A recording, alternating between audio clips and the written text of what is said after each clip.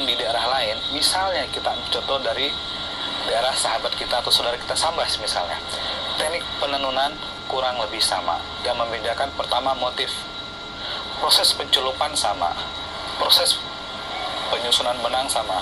Dari sekian ribu benang yang disusun, yang sudah diwarnai, disusun, baru kita masukkan di satu alat, tentunya dengan bantuan gigi suri untuk merapikan susunan benang itu satu persatu. Itu sudah merupakan hal yang luar biasa. Artinya perbedaannya adalah selain daripada mesin tadi, yang kedua teknik pengerjaan. Karena pengerjaan corak insang itu menggunakan teknik aritmatika atau hitung-hitungan yang tidak sembarangan.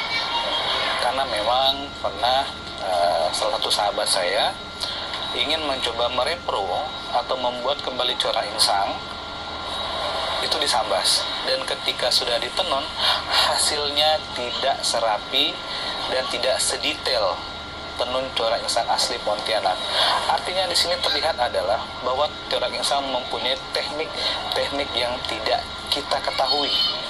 Namun sayangnya teknik penenunan ini sudah tiada karena juga penenunnya sudah meninggal dan sudah tidak diwariskan lagi. Alat tenun lama kecil. Setelah dimasuk fase tahun 60-70, mereka cuma membuat yang lebih besar. Kenapa saya katakan kecil? Contohnya seperti ini. Ini suatu tenun corak insang lama. Akan terlihat ada batas antara depan dan belakang kain. Terlihat pada garis di sebelah ini. Artinya apa? Alat tenun itu hanya seukuran 60 cm saja. Seperti ini.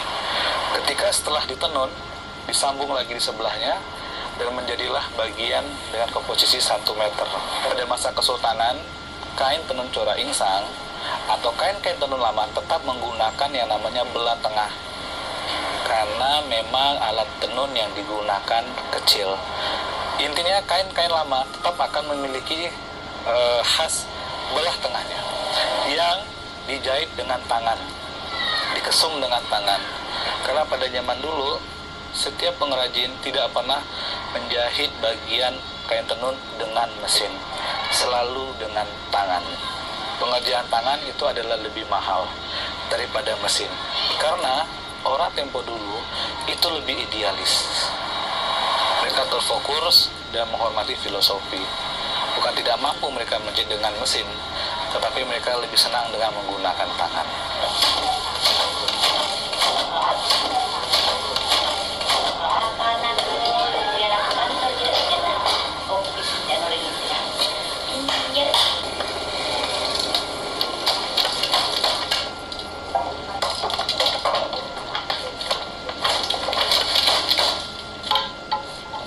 Perbedaan corak insang satu dengan yang lain, saya rasa bahannya tidak berbeda jauh, hanya kualitas nomor 1 atau nomor 2. Kualitas terbaik menggunakan benang tenun, yaitu dengan tenun murni, sehingga ketika ditenun setelah menjadi kain akan terasa sangat dingin. Dan tentunya mengingat bahan dasarnya adalah benang katun yang mahal, bahan pewarna yang diimpor dari luar negeri, sudah pasti barang ini masuk dari kualitas terbaik atau kelas A, dan harganya agak sedikit mahal.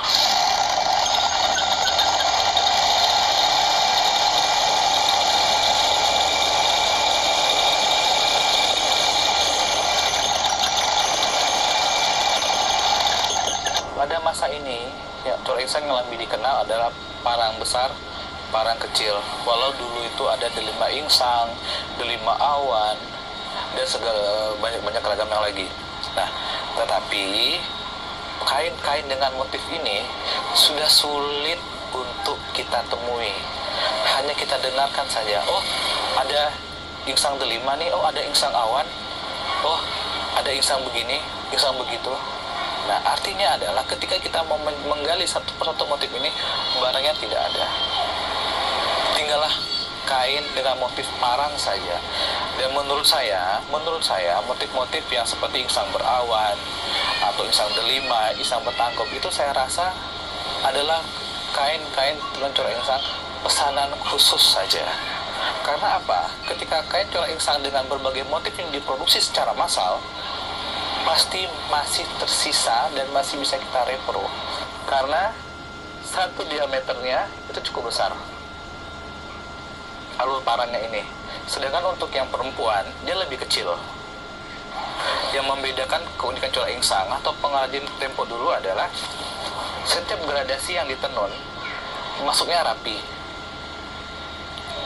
Masuknya rapi dan dengan penggunaan gigi suri yang rapi, tidak ada lagi cacat dan satu garis atau ada terbentang satu garis.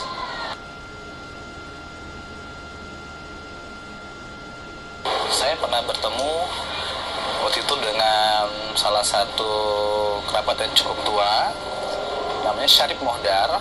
Nah, kebetulan ketika saya bertemu usia beliau 86 tahun. Beliau adalah pembuat motif baju sulam kalengkangnya Sultan Hamid II. Kebetulan ibunya beliau ada pengrajin cola insang di Kampung Arab. Saya coba bertanya kepada beliau, "Mbah, ketika menjadi proses satu kain, berapa waktu yang akan dibutuhkan?" Paling lama 1 minggu. Artinya adalah memang setiap pengrajin diwajibkan bekerja dari pagi hingga sore. Nah, mungkin pada waktu itu kenapa kain-kain tenun bisa jadi dalam tempo 1 bulan paling lama, paling cepat 1 minggu.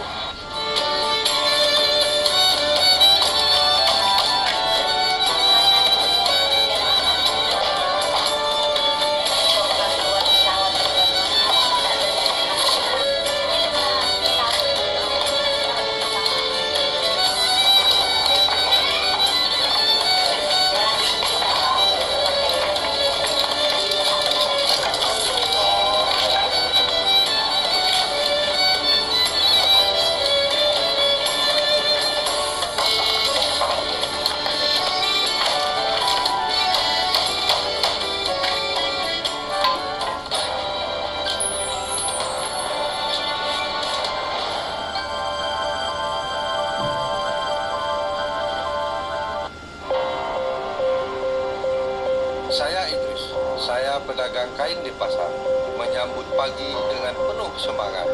Mencari nafkah adalah kewajiban saya.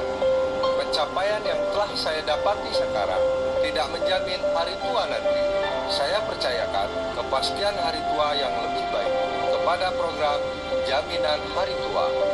Saya bersama BPJS Ketenagakerjaan.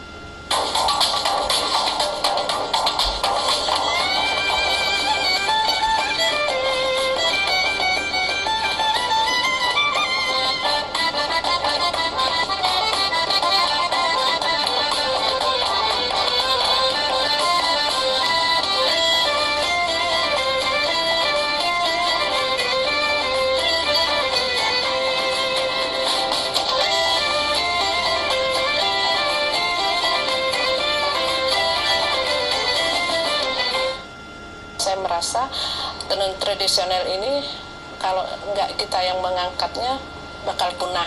Pengrajin sudah tidak ada. Basic saya memang dari tenun, saya memang pengrajin dasarnya.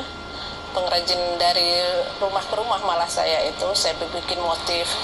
Jadi inilah saya untuk usaha sendiri seperti ini.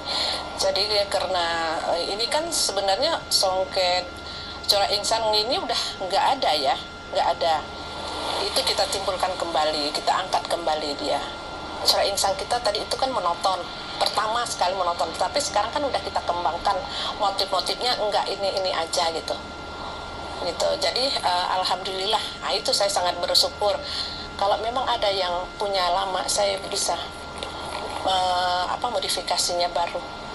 Saya bisa bikin baru. Makanya saya pengen siapa yang punya yang lama, saya pengen lihat aja gitu. Saya bisa prosesnya sama, pencelupannya ada yang alam, sudah ada modifikasinya.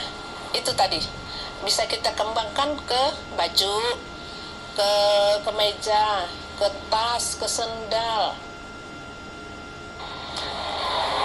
Lalu kita berbicara siapa yang bisa melestarikan. Kami atau contohnya seperti saya hanya bisa melestarikan dengan cara saya kumpulkan. Tetapi untuk pengerjaan cukup sulit. Bukan hanya bagi saya. Mungkin bagi pengrajin yang lain, memproduksi corak insang dengan model yang sama itu cukup sulit. Tetapi paling tidak kita berharap peran serta pemerintah juga mampu melestarikan. Ya walaupun sekarang cara melestarikannya sudah ada yang dipesan dari Jawa misalnya, ya itu sudah membantu melestarikan, walau tanda kutip tidak dilestarikan atau dibuat di kota Pontianak itu sendiri, khas Melayu kota Pontianak yang tidak dimiliki oleh suku-suku yang lain atau suku bangsa yang lain. Tenun corak insang adalah jati diri Melayu kota Pontianak, maskotnya kota Pontianak. Ketika kota Pontianak tidak memiliki corak insang, orang tidak akan tahu apa itu Pontianak, apa itu corak insang.